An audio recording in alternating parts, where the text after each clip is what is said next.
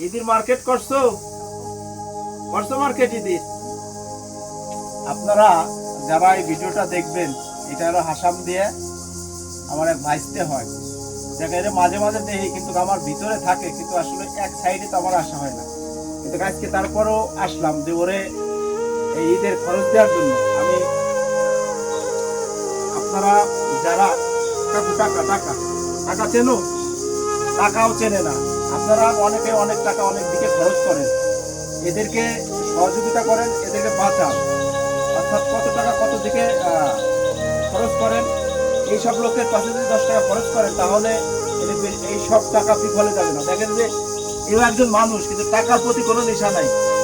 টাকা দেখলে নাকি কাঠের পুতুল হাত করে। এটা আমার ভাইস্তে টাকা বলতে কোনো জিনিস বোঝে না।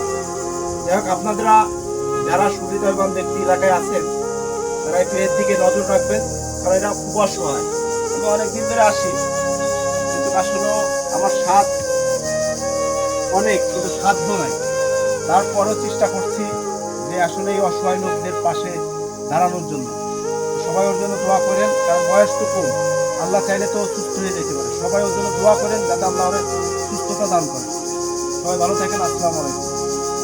কাকা, হ্যাঁ কাকা।